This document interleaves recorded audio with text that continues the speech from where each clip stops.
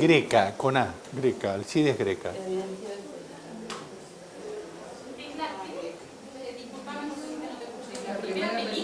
Sí, primera película de ficción argentina, cine mudo, ¿no? Greca Film. Y eso está filmado en el norte de Santa Fe. La civilización y el indio. Pero no es esta la película por la que se conmemora hoy el Día del Cine, ¿no? No. El Día del Cine se conmemora por la Revolución de Mayo. Claro. De 1900.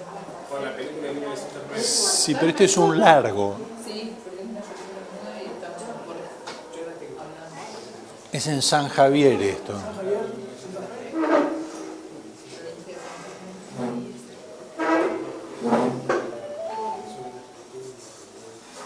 Ay, cómo hace falta el sonido. ¿Querés que toquemos algo? Y si le ponemos una... Tiene música, me parece. Creo que tiene música puesta. Sí. ¿Eh? Por lo menos el otro. ¿Cómo uno ya se acostumbra? ¿Se escucha de fondo? Sí, ya vení, Me parece. No me acuerdo si. sí. Hay algo. Pero igual no es la original. ¿Qué pasa?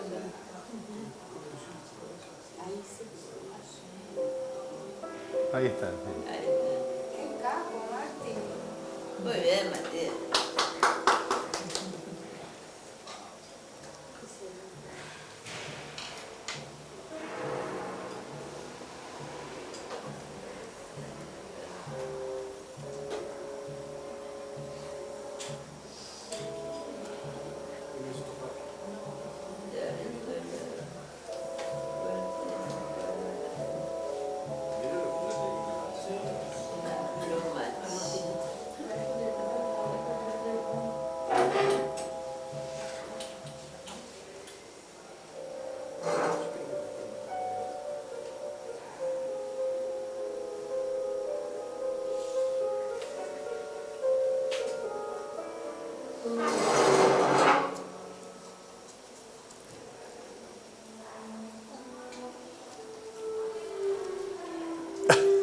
Ya estoy Todavía iba a haber un. Es gracioso.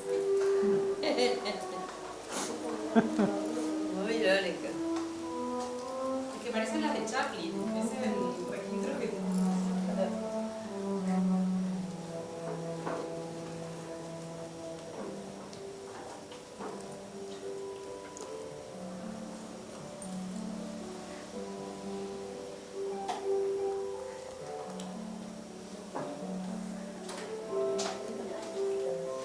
¿Qué lugar es ese, profe? San Javier.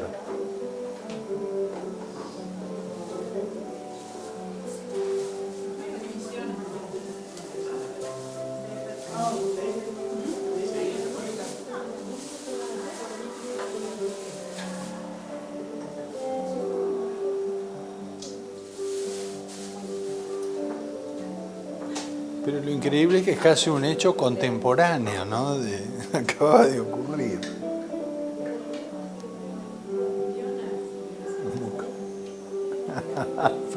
Y la visión, por supuesto. No, los indios arrastra su vida miserable.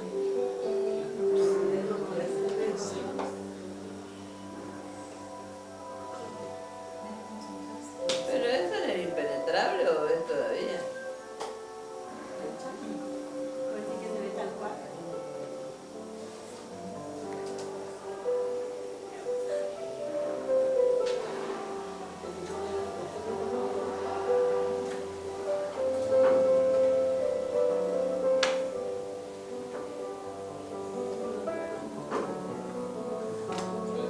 En el Chaco está bueno, sí.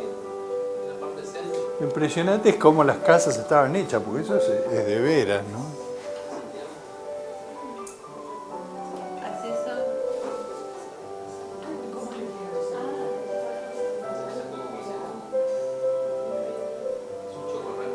Pero eso nos llevaba a una vida muy miserable que pareciera.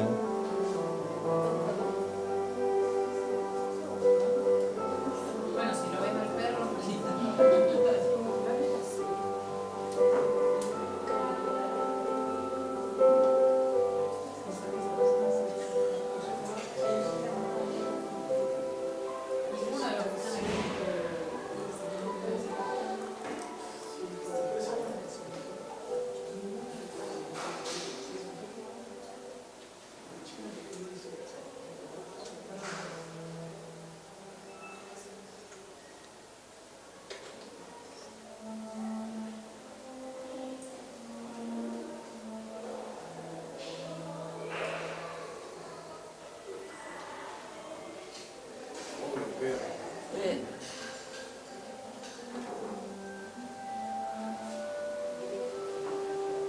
Era un criollo. Parece un Dalai Lama. Sí. Y sí, que tenemos más referencia de la cultura del Oriente que de nuestra propia cultura. Sí.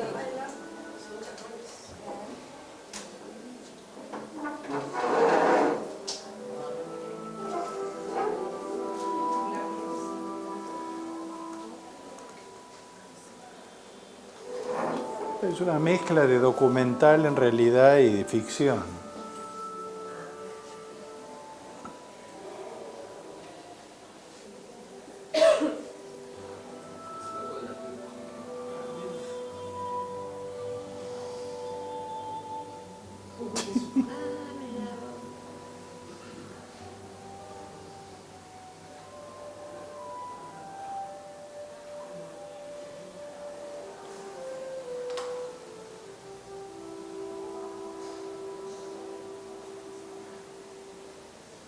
Eso sí que es un arte, cazar, pescar. Y ahí están después con los yacarés, no se puede creer. ¿Cómo lo pesco?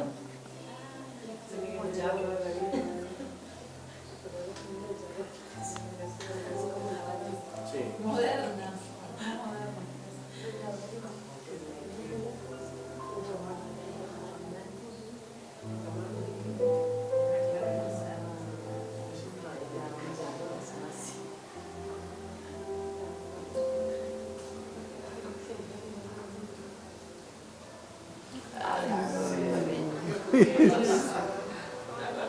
Carne dura, sin hay.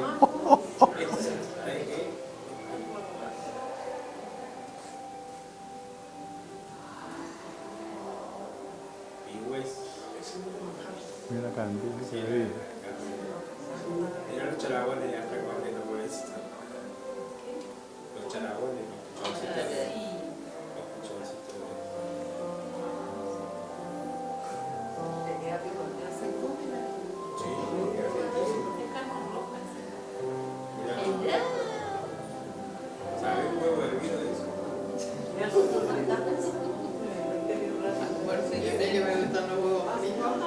Miren, esto es de no creer. Mira cómo caza el yacaré. ¿Qué está haciendo?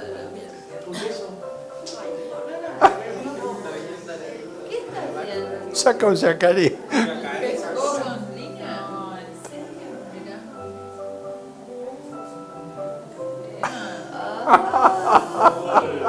Esa carne es rica. Ah, pero es un chiquitán y no puedo hacer. Chaco, que tu tobillo, mirá cómo lo Híjole. Con 3 palos lo hace, con 3 palos.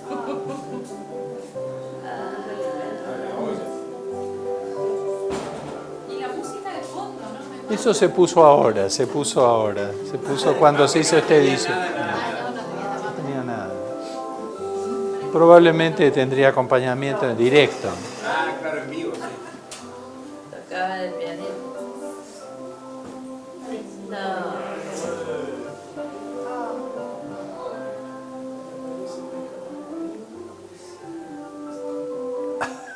Mira vos.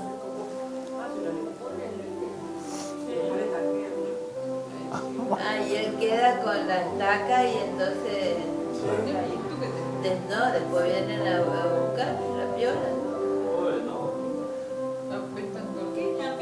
Claro. Yacaré. Ay, no, qué feo, ¿para qué poner eso? Porque es la primera, Olga. Es que no es feo porque ellos ocupan para las actividades de la aldea, nosotros para hacer zapatos de cartera. Casi significa que ellos le coman, eso era formaba No, parte bueno, del pero es ciclo de feo la vida. verlo igual, ¿no? Sí, hermano, pero ellos no matan los Es 1904, eso. Había mucho te voy a Pero es de verdad o de mentirita. Mira ahora que van a hacer señalar, marca. Este título que es argentino. Ay, va, que no se Apartando. Civilización o los indios. Ah, mira. Sí, los indios de la civilización. Pero son todos como ven. Hay que mandar a Romana porque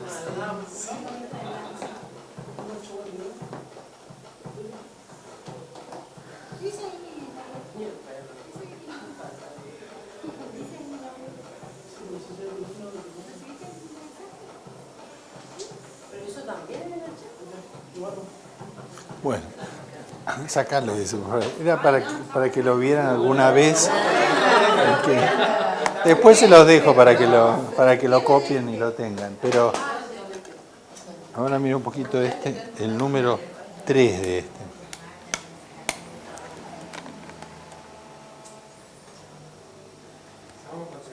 Y eso se estrenó en Buenos Aires, ¿no? Sí, seguramente, sí. El número 3. 3.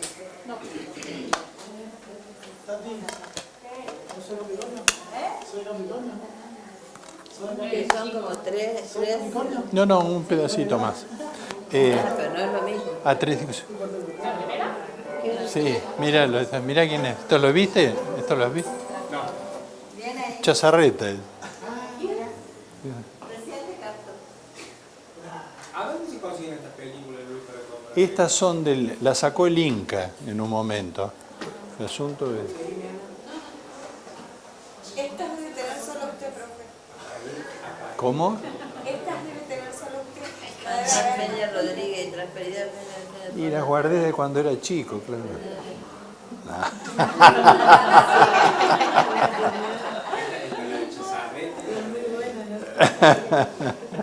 Y estas, perdón, fueron así remasterizadas. Sí, todo eso fue limpiado, digitalizado y bueno. Porque es cierto que cuando se descubrió ese fragmento de Metrópolis, Sí. hicieron como un intercambio y mandaron nuestras películas para que las arreglen los Y- alemanes y nosotros las mandamos. Mira Florencia Es para. la película más famosa de la historia del cine, del origen del cine. ¿Podés avanzar un poquito? Qué raro que apareció esto. Un fragmento acá en la Argentina. De Inca. Se hizo un convenio para que las películas antiguas sean limpiadas, tratadas allá, y hasta Más adelante, más. Voy a buscar. Sí, de Metrópolis vivieron 500. De esta no se hizo. No, esta no, esto es de ficción. No, deja. Sácalo ese entonces y poné el número, perdóname. El número 3, no, 1, 2, 3, 4. ¿De este? 4 de este. Este que vamos a ver es una de las primeras películas argentinas. Es del año justamente 1889. Y ahí ustedes recuerdan que ayer hablábamos de que el cine había empezado en 1885. O sea, enseguida llegó a la Argentina. Enseguida, muy tempranamente a Brasil, a Río de Janeiro llegó y a... ¿Pero esta es una película de producción argentina? Sí, es una operación. Es una operación que es una operación que hace el doctor Posadas, cuyo nombre se hizo después de sanatorio. Y es del año, pero miren del año que es, ¿no? Sí, 1889. Me voy a desmayar. Acá lo muestran en enfermo. Es uno que tiene un problema en una pierna. Pero está todo hecho al aire libre, porque claro, no había tampoco ni iluminación ni nada. Se ve que lo sacaron al patio del hospital. La primera película porno es Estoy a punto de desmayar.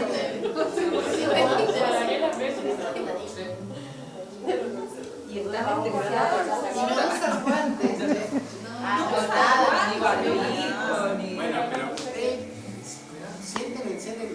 Bueno, pero sienten el objetivo.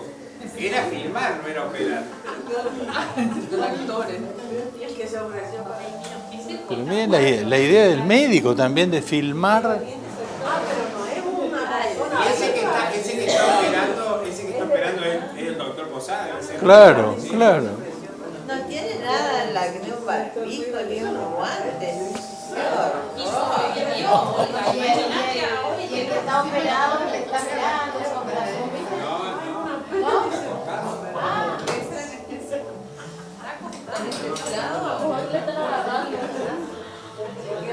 El tipo lo dieron un garrotazo.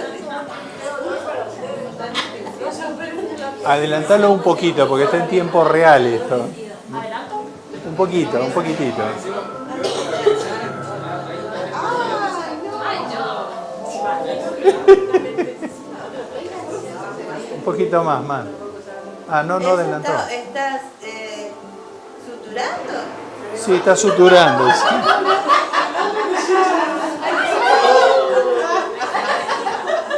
Ahí le sacó la hernia. Y esto está caratulado como película. Eso es matambre, creo que más. 1889. No, pero hizo de avanzada, o sea, 1800. Para que vean. ¿Adelanta cuando vos adelantás? Adelanta un poquito más, porque vas a ver. Más. Ahí está. ¿Viste? Sigue.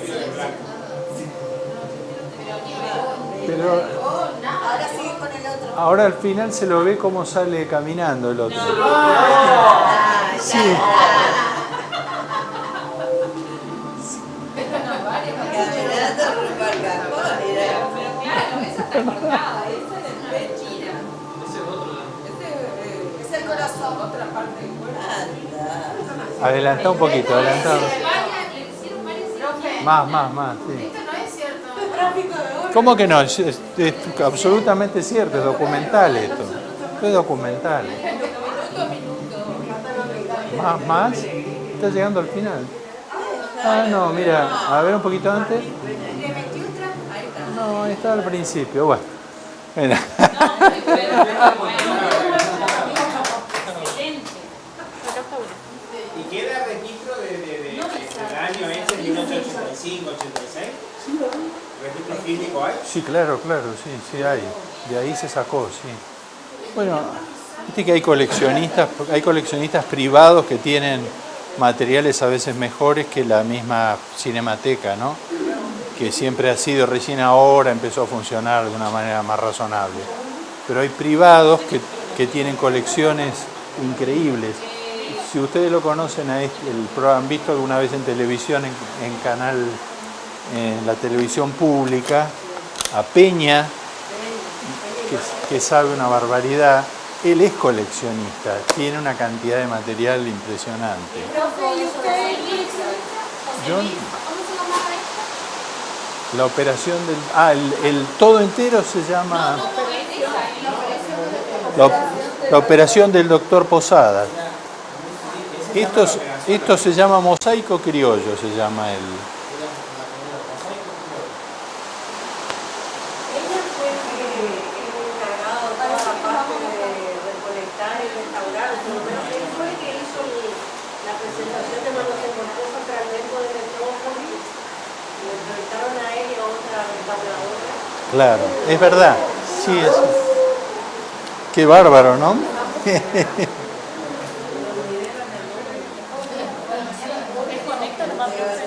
Apágalo. Sí, gracias.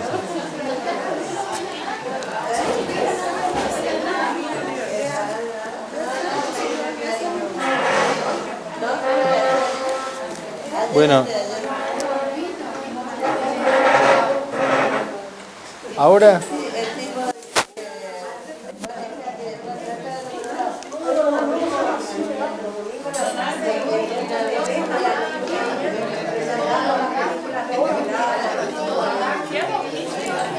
cerrarlo nomás, sí.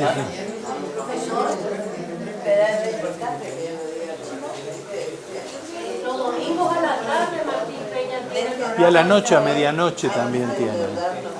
Verónica TV, ahí pasan las restauradas. Sí. O sea que también en ese sentido este país fue muy pionero, ¿no? Muy pionero, muy tempranamente se empezó a hacer y se pudo llegar a tener una industria entre los años, digamos, a partir del cine sonoro, del año 30, que es cuando hacen Tango, que es de Moglia Bart. Esa es la primera película sonora, que justamente es sobre una expresión artística argentina, ¿no? Y ese periodo que va desde el 30 hasta el 60 es un tiempo en el que se construye una industria verdaderamente, una industria propia de cine. ahora cambiamos el cassette o el DVD porque y retomo un poco algo de lo que planteó la profesora en la clase, porque vamos a hablar, en un caso, con un cierto detalle, de lo que son las políticas culturales en Estados Unidos y las razones también por las cuales se construye un modelo cultural tan diferente al nuestro. No solo porque el origen de la población sea básicamente anglosajón, sino por lo que justamente se plantearon los padres fundadores al hacer la nación, digamos. Porque lo curioso es que Estados Unidos siempre ha manifestado su voluntad de expresar que ellos no tienen política cultural. O sea, ¿por qué? ¿Y por qué esto? Porque cuando se constituye por primera vez las 13 colonias la independencia, el primer presidente es, como en el cuento que contamos recién, es el que ganó la guerra, o sea, Washington. El general victorioso, ese es el primer presidente.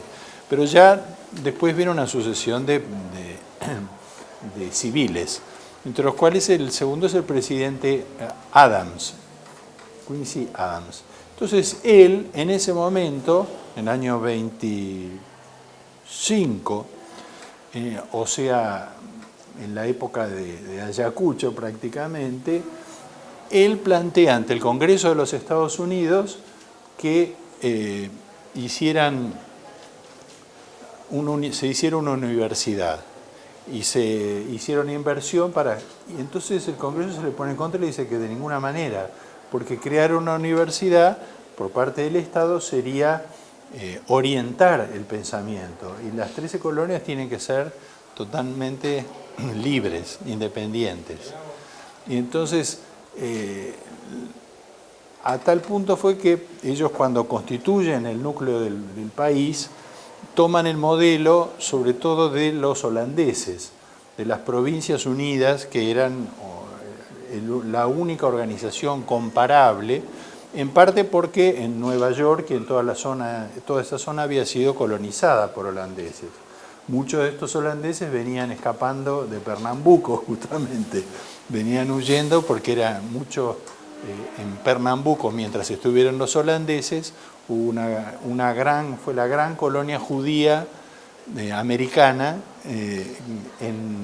aprovechando que los holandeses eran absolutamente independientes, y aparte hubo hasta una inversión en diamantes que pusieron los Países Bajos para la creación de esa colonia en Pernambuco, que después finalmente los portugueses recuperan. Cuando la recuperan los portugueses, los holandeses se van para Nueva York. Y entonces, bueno, los holandeses, es decir, el estado de Nueva York va a tener una particularidad distinta de Boston y de los otros estados.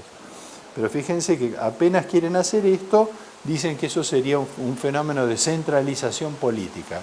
Lo anulan la idea de tener una universidad. Universidades después fueron privadas. Todas las universidades son privadas. Tienen fundaciones atrás, pero son privadas. Y Alexis de Tocqueville, que es el gran analista de lo que es la República Norteamericana de los Estados Unidos, justamente describió que el Estado no tenía que tener injerencia en eso, que esos eran temas que pertenecían a la sociedad, no al Estado. El Estado no tenía por qué meterse en los temas culturales.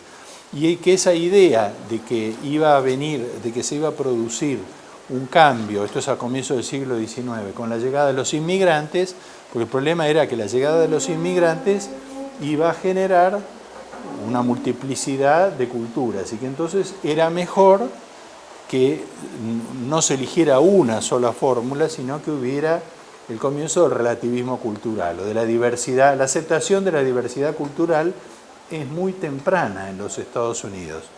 Lo que está atrás de esto es que en realidad el núcleo de los padres fundadores estuvo en Boston, y las universidades principales están en Boston, y desde allí es como si es el lugar donde se mantienen las tradiciones originales, ¿no? Pero es cierto que esta relación entre el Estado y lo cultural siempre fue como descontada, como que el Estado no tenía que interferir. Sin embargo, interfirió en varios momentos, es decir, hubo momentos en que se desarrollaron políticas culturales. ¿El concepto de Estado usted lo maneja de diferente al nuestro? Por lo que veo, ¿no? Sí, porque viste que es el discurso del presidente es al Estado de la Unión. O sea, ellos siguen pensando en que el discurso de cada año, porque ellos siguen pensando en que son efectivamente las colonias liberadas, pero que son todos pares, son verdaderamente, es un federalismo entendido con mucho más potencia, pero el Estado es un Estado que por lo tanto tiene límites, y uno de los límites principales tiene que ver con lo cultural. Lo único que hicieron en la primera etapa, que vinculó al Estado de los padres fundadores con lo cultural, fue la aceptación del copyright, de la ley de copyright, ¿no? De defensa del derecho de propiedad, que era una tradición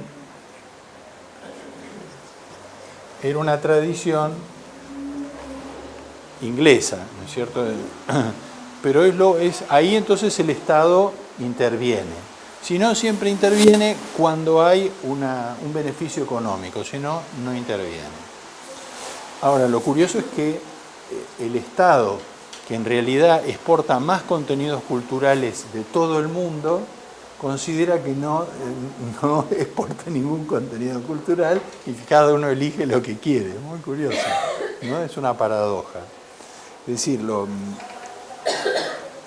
Aparte, perdón, esas 13 famosas colonias que son como la quinta esencia de ese liberalismo federal, ellos también tenían ideas religiosas muy fuertes. Muy fuertes. Una ideología muy marcada, ese círculo de las 13 quemaron los abortos. Y es la razón por la cual se van en realidad de Inglaterra, por razones religiosas, de persecución religiosa. ¿Cómo? Es que había distintos, había calvinistas, que eran la mayor parte, o sea, el calvinismo no prosperó después en Europa, salvo un poquito en Alemania, porque era demasiado extremo sino luteranos, muchos luteranos, que ellos son muy importantes, y después todas las otras iglesias que surgieron, y hasta el día de hoy la religión es muy importante en los Estados Unidos. Sí, eso te iba a decir que un poco puede ser que lo que ayudó también a eso es el pensamiento religioso, o sea, la religión. Sí, La unión, digamos. sí, pues sí, seguramente, pero la diversidad religiosa, porque ellos lo que en principio no van a considerar es que deba existir una religión del Estado como la hemos tenido nosotros, donde el Estado, por medio de concordatos con el Vaticano, estableció una relación no solo de Estado a Estado, sino también de subordinación, porque en realidad para ser presidente de la nación, hasta el gobierno del presidente Menem, había que ser católico, apostólico, romano. Ahora ya no es más así. Ahora ya no es más así, desde la reforma del 94 eso se sacó. Pero hasta ese momento era así. En donde en realidad empieza a verse una participación del Estado en la vida cultural de los Estados Unidos es entre las dos primeras guerras, la primera y la segunda guerra del siglo XX. ¿Por qué? Porque en ese periodo es cuando viene la gran crisis de la bolsa en Estados Unidos en el 29 y la Gran Depresión. Y eso simultáneamente se produce cuando empiezan a tomar auge, ya un auge muy importante, las industrias culturales. Esas de las que hablábamos ayer, ya para el año 30 están funcionando, es decir, el disco, el cine y la radio ya están operando en todo el territorio de los Estados Unidos y están exportando contenidos y fijando modelos hacia el exterior, hacia un mercado más grande todavía. Pero entonces coincide ese desarrollo de las industrias culturales con un problema político-social, que es la gran desocupación que sobrevive en los Estados Unidos entre el 20 y el 30. Después de la caída de la bolsa, a partir del año 29, o sea, del 30 al 40.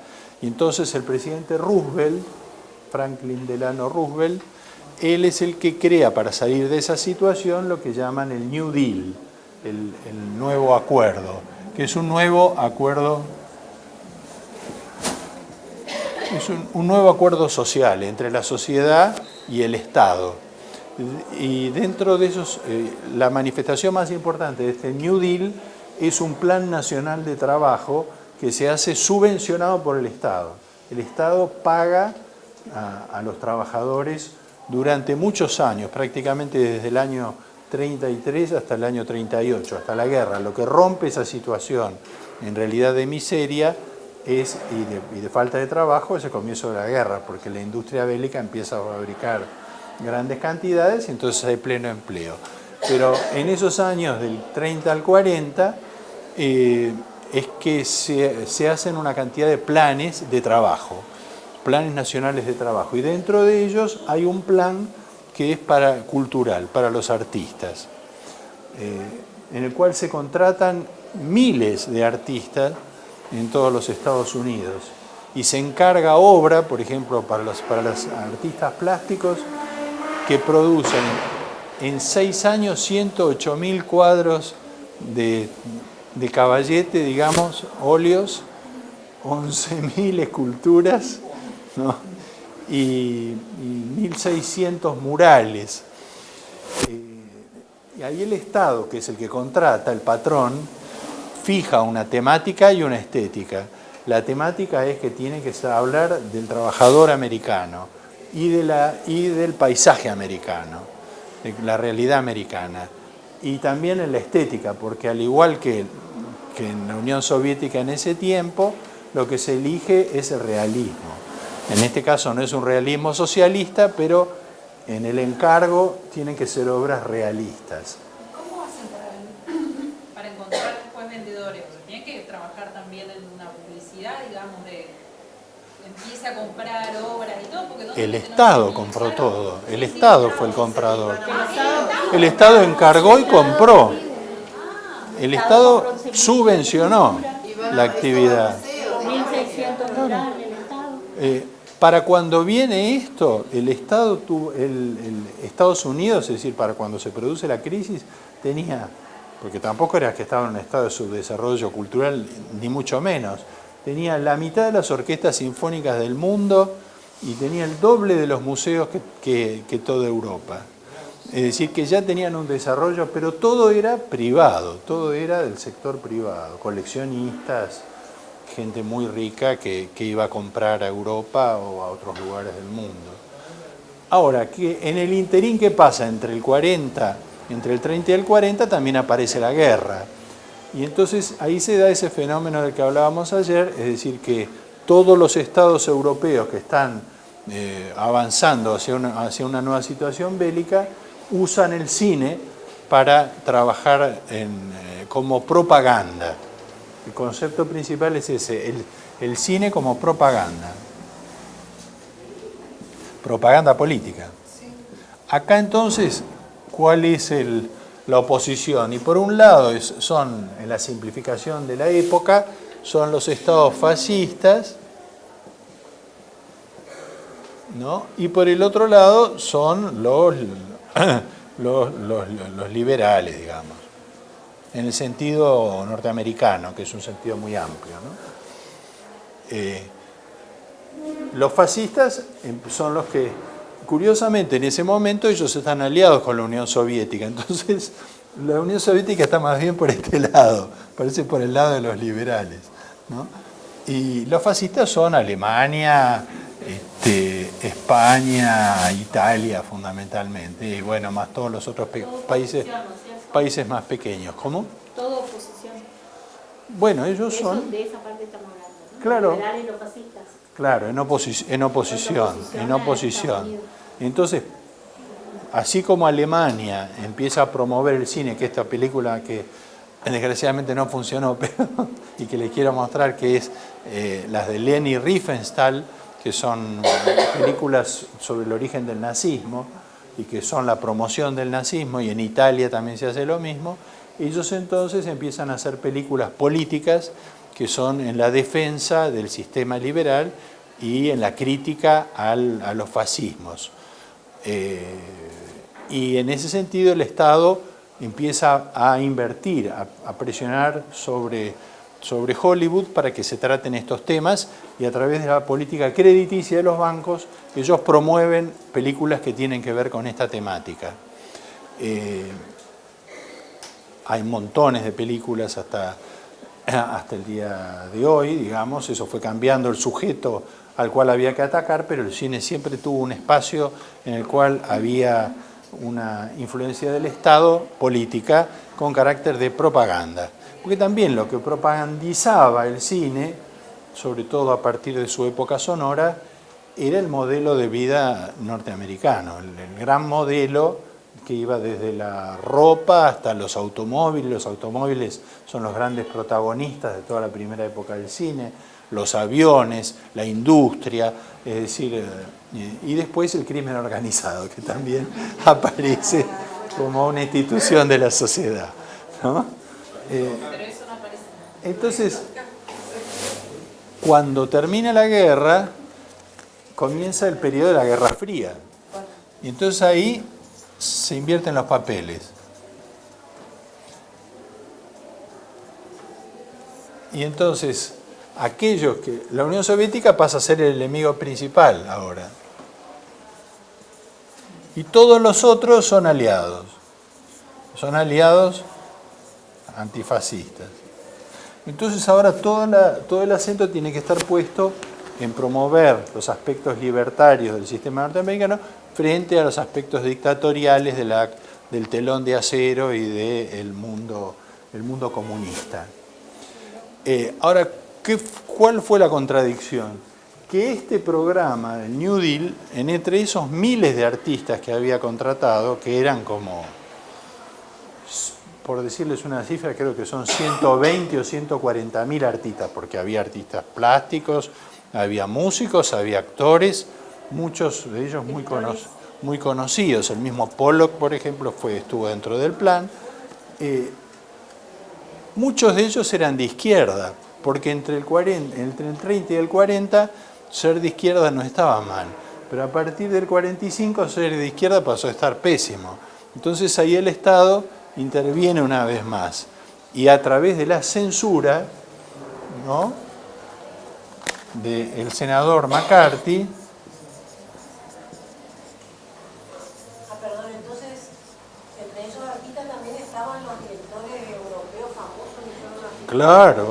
Claro, y la mayor parte de esos eran de izquierda, justamente. ¿Y hay escritores, profe? También, eso, la mayor parte de los dramaturgos eran gente de izquierda, pero no era gente de izquierda. Algunos eran compañeros de ruta, pero otros eran miembros activos del Partido Comunista. Y entonces se crea una comisión en el Senado justamente para investigar a aquellos que tienen relaciones con el enemigo, con la Unión Soviética, con los comunistas, y a denunciarlos. Como el macartismo. Entonces, esa comisión del Senado funcionaba en realidad como funciona la comisión del Senado nuestro, en el sentido de que convocaban a los acusados, los convocaban a declarar.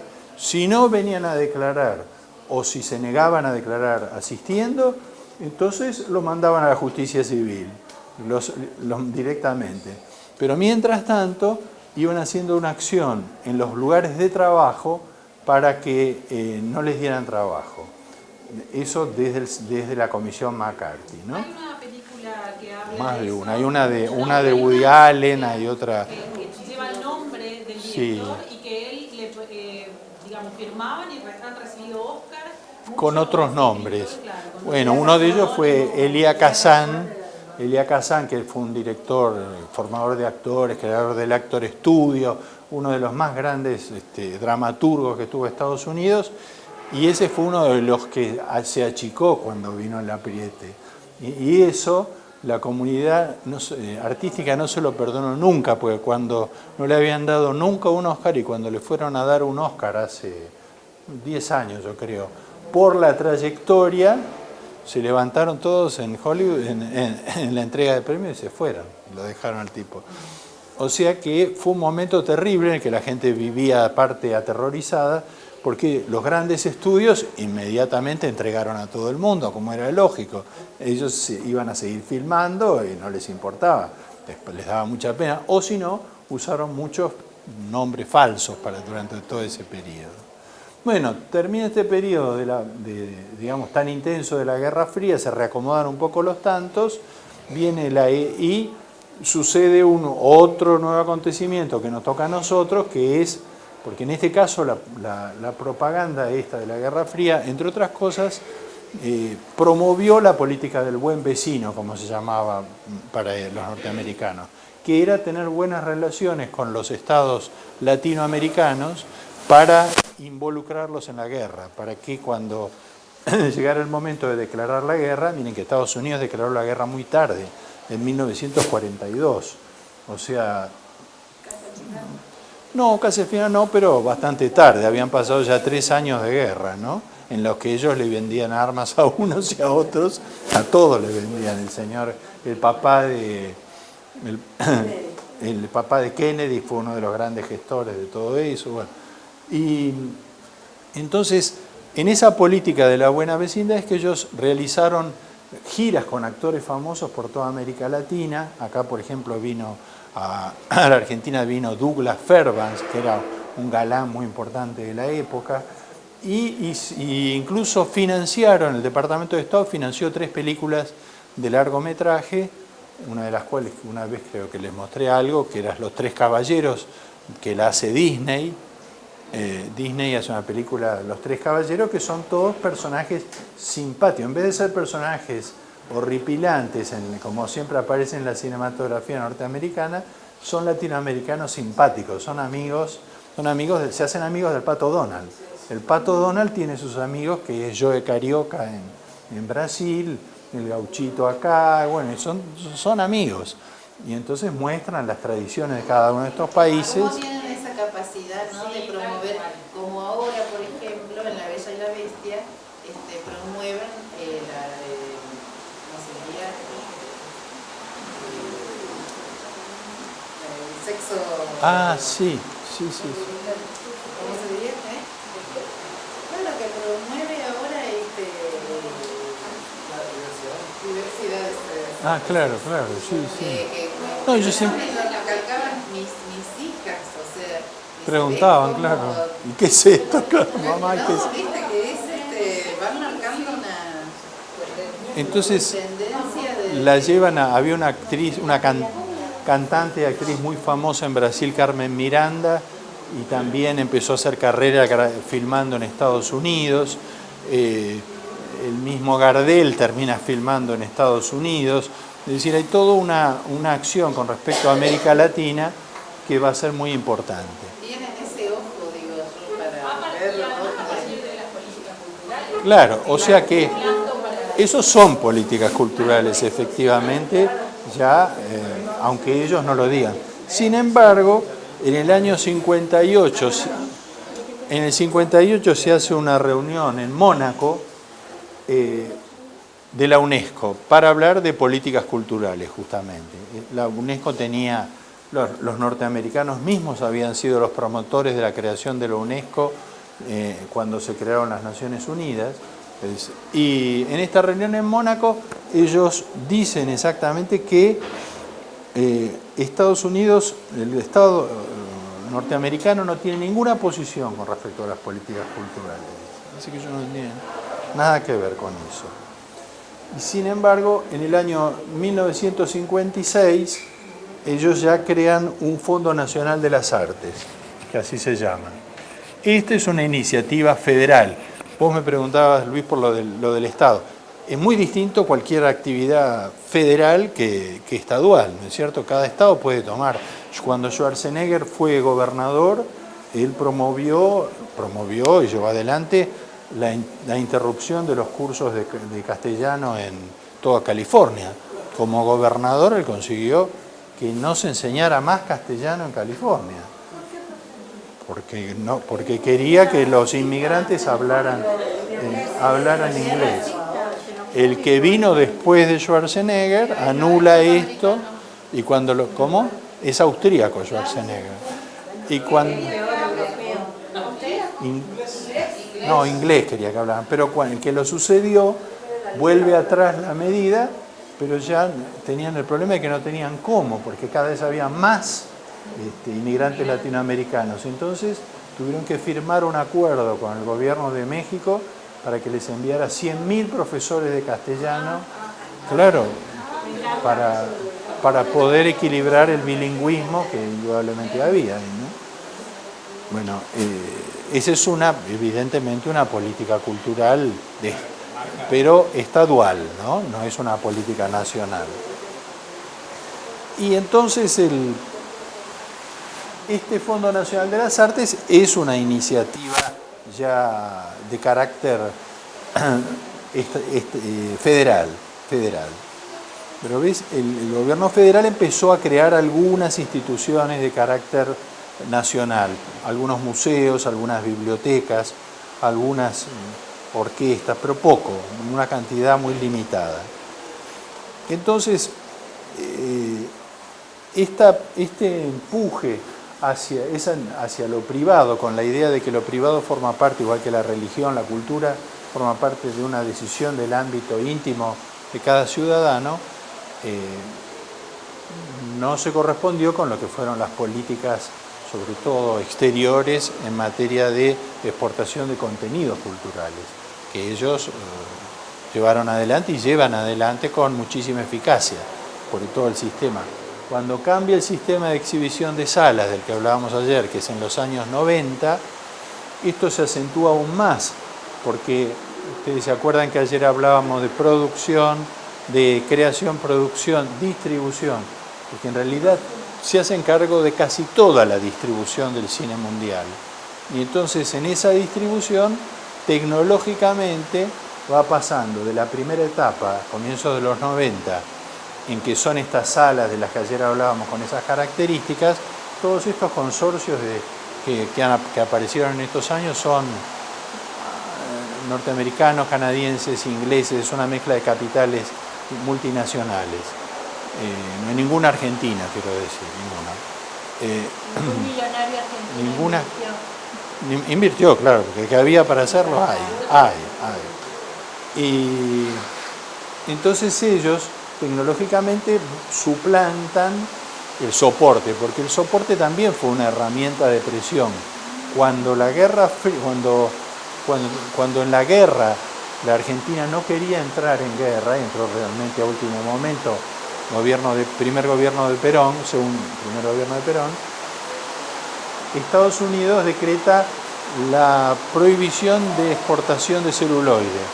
Entonces no había celuloide para filmar en la Argentina, cuando la industria era muy poderosa en ese momento, pero no tenían celuloide. Entonces la negociación del celuloide, el soporte, eso fue también convirtiéndose en un arma muy poderosa.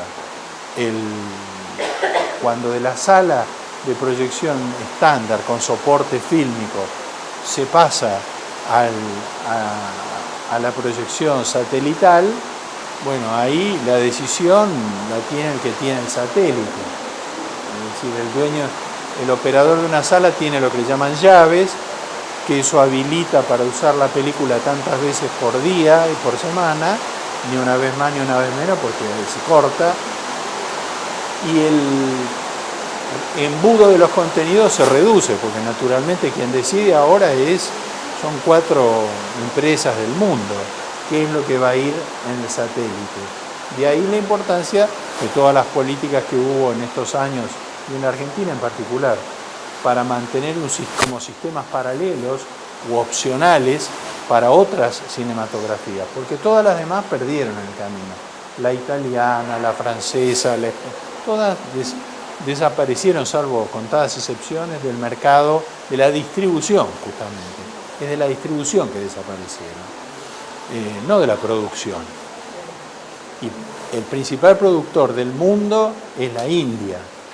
que produce cerca de 800 películas por año, pero la distribución está reducido fundamentalmente al territorio de la India. Claro, son 1.400 millones de personas. Entonces, a veces venden a Australia, estaba leyendo el otro día el área, y pero están emigrados ahí los bueno, y a muchos países, sobre todo, y al mundo árabe también, a todo el Mediterráneo árabe ellos le venden cine de la India. música. Producen todo, de todo, pero sobre todo son musicales. Hacen muchos obras de ficción y musicales, porque ahí es como que en la India no está separado como en Occidente la música por un lado, es como en la época del Renacimiento que estaba todo junto. Es decir, que en algún momento aquello que se decía se cantaba o se bailaba y seguía el relato. Bueno, es así, claro. Es lo que ellos llaman Bollywood. Bollywood, que es porque es una empresa, digamos, es un centro de producción inmenso y que produce a costos pero infinitamente inferiores a los de los Estados Unidos. Ellos Pero era porque era una coproducción británica con la India. Sí. Entonces terminaba siendo una película británica con un trasfondo musical con todos los hits de la India bailando, como para mostrar ese mercado.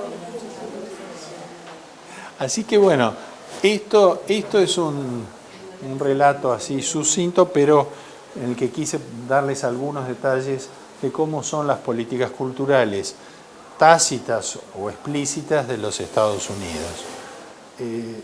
Y ahora rápidamente, porque eso ya lo hemos visto anteriormente, pero yo les cuento rápidamente cómo es el tema de las políticas culturales en España. ¿Y en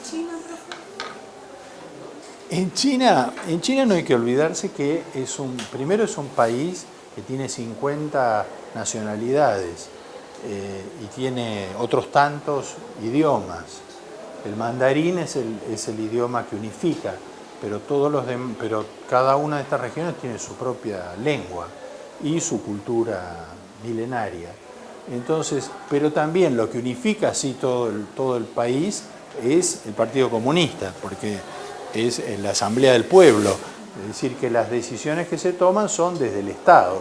Es un Estado concentrado, no está descentralizado las decisiones, están centralizadas. Por esa razón es que pueden producir a los valores que producen y que son decisiones centralizadas. Bueno, yo les iba a hablar del caso de España. España es uno de los primeros que fija pautas culturales casi en términos de políticas, porque en la época de los Reyes Católicos, al mismo tiempo que se dedican a expulsar a los árabes y a los judíos, o sea, hacen una limpieza étnica durante... ¿Cómo? De los judíos. 1492 en adelante. Al principio expulsan a los judíos y los árabes se quedan y después expulsan a los árabes. Terminan por expulsar a los árabes también. En ese periodo de un siglo le dan tiempo a que se reciclen y a que se conviertan. Por supuesto, los que siguen viviendo en las ciudades son los que se convierten. Los que no se convirtieron no cuentan el cuento. Pero aquellos que se convirtieron, durante un siglo se sospecha que siguen con sus prácticas privadamente. Entonces, al final los echan a todos. Y al mismo tiempo se publica la gramática de Nebrija, que es encargada por la corte, y es una gramática castellana, porque es la hegemonía de Castilla sobre todas las otras regiones, que todas tenían también historias propias y lenguas propias. Y entonces esa unificación de España comienza con una unificación lingüística, en que los castellanos van a ser los que, y como justo en ese momento viene el encuentro con América, ellos esa experiencia inmediatamente la transmiten a América, porque es lo que estaban haciendo en España. O sea, lo primero que hacen es destruir todas las posibilidades de que haya cultos diferentes, luego, con ciertas excepciones, y promueven el uso del castellano como lengua franca entre todos los pueblos de un continente gigantesco, inmenso, ¿no? Tan poblado. Y mediante la Inquisición, que es la que va a seguir el tema de tanto el pensamiento en las universidades, porque a diferencia de los ingleses y de los portugueses, los españoles sí crean universidades inmediatamente, primero en Santo Domingo y después en la primera localización y después en todo el continente. Pero quien controla el pensamiento en las universidades y quien controla los libros que se editan y que circulan es el Tribunal de la Santa Inquisición. Y la Inquisición con eso va vigilando, va dando una política de Estado con respecto a cuáles son las expresiones culturales permitidas y promovidas, ¿no? Y las otras... Claro, porque ellos son los reyes católicos, se llaman a sí mismos así, de ese modo, porque llegan a un acuerdo también con el Papa, que era español después, para tener la posibilidad de que se establezca lo que se llama el concordato, es decir, la posibilidad de que cuando que todos los cargos religiosos sean sostenidos por la corona y que la propuesta de los cargos jerárquicos sea de los reyes hacia el Vaticano, y no al revés, y no del Vaticano hacia los reyes. Eso le dio un poder a la Iglesia Católica en América inmenso, porque que no lo tenía en Europa, de esa manera no tenía de ninguno. La prueba fue que el Vaticano se fue achicando y le fueron quitando territorios y eso fue así. Es decir que la Iglesia, bueno, yo creo haber leído el texto del requerimiento, cada vez que se atacaba un pueblo, antes venía un sacerdote y leía un texto. Tenía un texto de media carilla, en la cual, eso está en una película, no me acuerdo cuál es, ahora me voy a acordar, pero antes de que iniciaran el combate leía el texto, y ese texto, que es fantástico, es una síntesis de una carilla de toda la historia del mundo, contada desde el origen de la religión católica hasta desembocar en los reyes católicos, que son los que derivan de la creación del mundo según la Biblia, heredada por el cristianismo y por fin llevada a la tierra por los reyes católicos. Y entonces dice, aquellos que os damos la oportunidad de que cambiéis de religión, de que aquellos a que no lo hicieran, los destruiremos, mataremos a su mujer, a sus hijos. Ahora, imagínense que a quienes le decían esto, que no entendían nada que decían, ¿no es cierto? Pero no, por eso, nadie hablaba. Entonces, pero el acto jurídico estaba cumplido. No digan que no les advertimos, decían, ¿no? Es decir, que en eso y eso les permitió mantener un imperio de 3 siglos, increíble en América, en todo un continente. 3 siglos con muy pocas tropas verdaderas, con muy poca fuerza militar para sostener semejante extensión. Impresionante. Entonces, bueno, viene la revolución las revoluciones en el siglo XIX, España empieza a perder sus dominios en el mundo, tiene una decadencia la corona, viene la guerra civil. En la guerra civil es una guerra, digamos, que promovida por el ascenso de la república. Cae la monarquía, llega la guerra civil. Y en la guerra civil es un conglomerado, está llevado adelante por un conglomerado de partidos de muy diversas categorías y de muy diversas ideologías, que van desde el trotskismo, desde el anarquismo, digamos, de la anarquía, hasta sectores como la Falange Española, que eran nacionalsocialistas, o sea, que eran como el fallo italiano y como el principio del nazismo, que por eso se llamaba nacionalsocialismo, porque pretendía ser un socialismo nacional, después terminó llevando otro camino. Pero todo ese pensamiento generó políticas públicas por parte de la República muy importantes. Primero de promoción de la lectura, porque era un pueblo de analfabetos.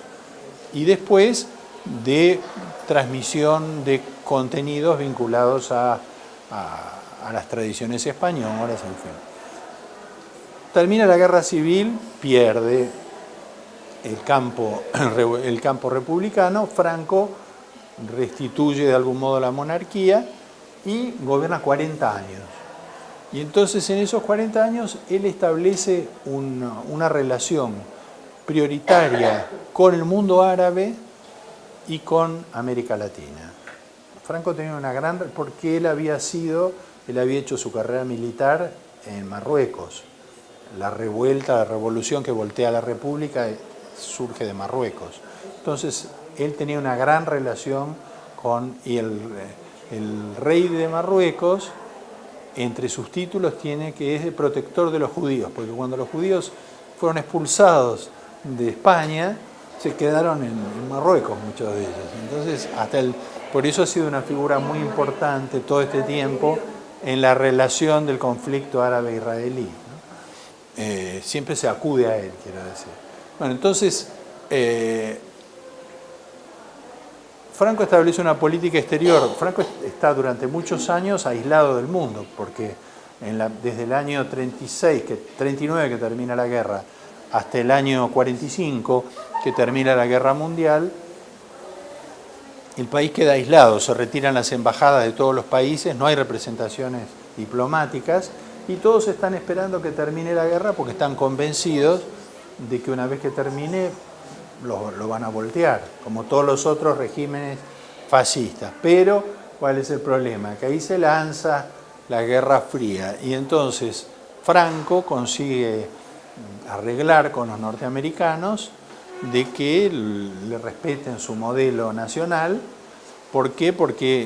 Y que a cambio de que él permita hacer bases militares muy importantes en España.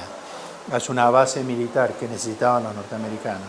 Una base muy grande cerca de Madrid, aérea, y en Torrejón de Ardoz, y otra base muy grande en Cádiz, en Rota, que es donde está la sede de la Sexta Flota del Mediterráneo.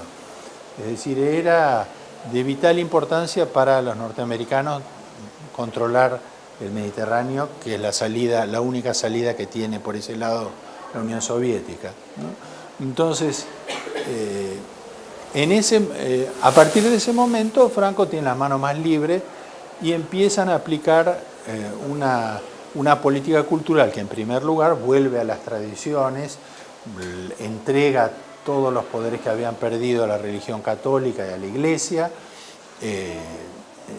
persigue a todos los disidentes, en particular a los comunistas y a los socialistas, y en la relación con América Latina crea un organismo que se llama así, y esto es bastante simbólico, Instituto de Cultura Hispánica.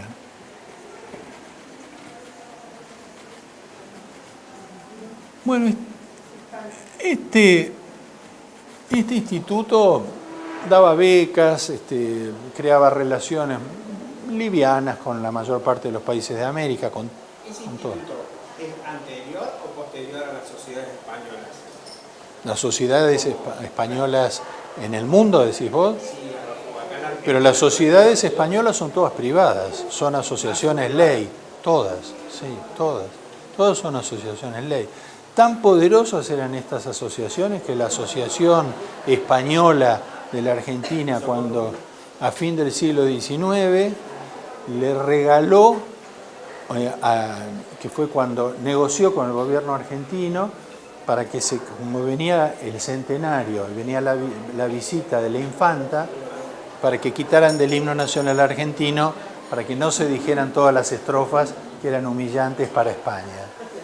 Entonces, a cambio de esa negociación, le regalaron un crucero, un barco de guerra. Así que calculen el poder que tendrían esas asociaciones, ¿no? Y eran muy poderosas. Entonces, pero, ¿por qué les hablo de esto? Porque esto supuestamente era la institución cultural que promovía la hispanidad en América Latina.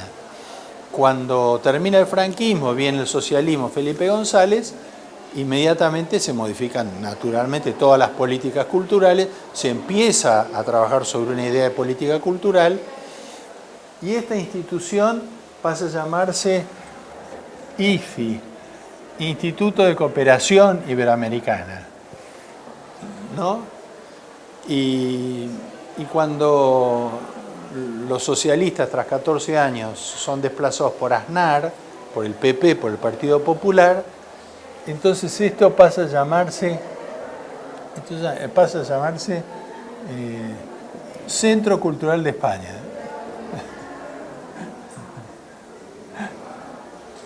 O sea que acá la cooperación desapareció, del cambio, la perspectiva de la política cultural desapareció.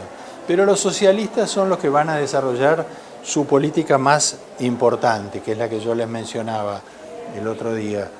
¿Por qué? Porque ellos, en el momento en que asume el socialismo, que muere Franco, el gobierno, ellos están ante la instancia de entrar a la Unión Europea. Pero para ingresar a la Unión Europea, ellos tienen que al mismo tiempo ingresar en la NATO o la OTAN, la Organización del Tratado del Atlántico Norte, que es la organización que creada por los Estados Unidos en el marco de la Guerra Fría para oponerse en Europa a la Unión Soviética.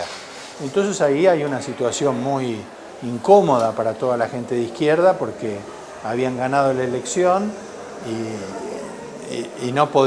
tenían que entrar en la NATO.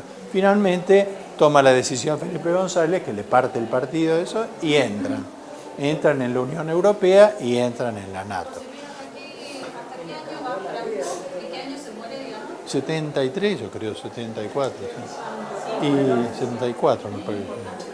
Y entonces ellos dicen que porque se encuentran con un país que está atrasado no 40 años, un siglo probablemente, porque España no había atravesado la etapa de la revolución industrial correctamente o fuertemente, era un país agrario pero subexplotado, con latifundios impresionantes en el sur.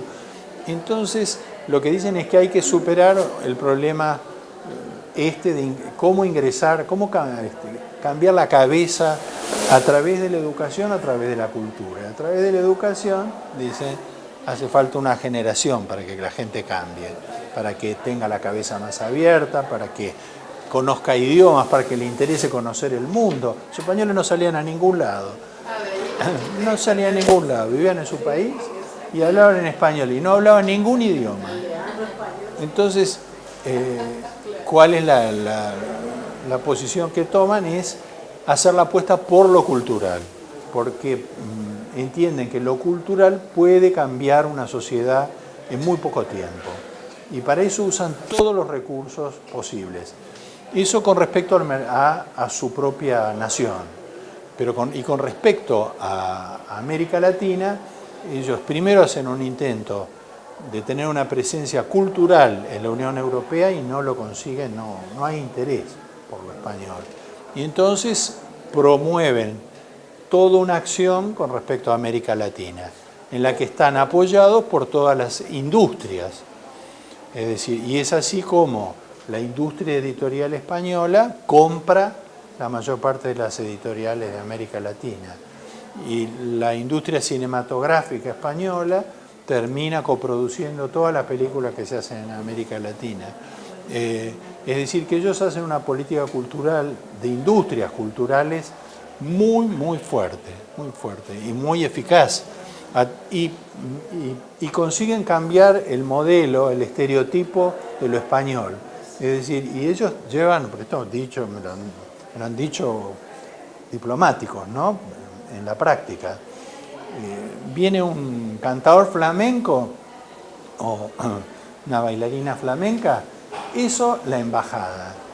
Viene un pintor contemporáneo, eso el ISI, ¿no? Es decir, separan lo que es cultura tradicional, promoción de la cultura tradicional, que eso lo lleva adelante el Ministerio de Cultura, y promoción de la cultura contemporánea y de vanguardia, que eso lo lleva adelante la Cancillería en realidad, el Ministerio de Relaciones Exteriores. Y después se le agrega, en los años siguientes, la creación de institutos Cervantes, que son institutos que promueven la cultura española en países que no son de habla hispana. Por ejemplo, en Brasil hay institutos Cervantes. No. En la Argentina no. En ningún país que hable. Entonces, pero fíjense la fuerte alianza, a diferencia de lo que veíamos en Estados Unidos, entre el Estado y la actividad privada, que cuando viene la celebración del quinto centenario, en el año 92, bueno, esa celebración se hace en España con todo el conflicto que hubo. Bueno, pero después los portugueses deciden no participar en esa, porque ellos siempre quieren diferenciarse de lo español. Y ellos deciden celebrar el descubrimiento del Brasil por Cabral. O sea, entonces, que era en el 1500. Entonces ellos deciden hacer eso. Y a partir de ese momento, el rey, el monarca Juan Carlos, decide organizar una expedición a Brasil para la celebración, para estos actos de celebración, en la que lleva 200 empresarios españoles del libro. ¿Por qué? Porque España había firmado los acuerdos del Brasil había firmado los acuerdos del Mercosur que incluían el bilingüismo. Entonces se venía la inclusión del portugués como obligatorio en el inmenso mercado brasileño, donde no hay libro manual de escuela del cual se editen menos de 5 millones de ejemplares, ¿no? Bueno, no solo hicieron eso, sino que, es decir, que el rey ofreció llevar maestros de castellano, estando rodeado de todos nuestros países que lo hablan, maestros de castellano a Brasil. Y funcionan en torno a los institutos Cervantes. Los institutos Cervantes se convirtieron en promotores de la lengua castellana en el Brasil.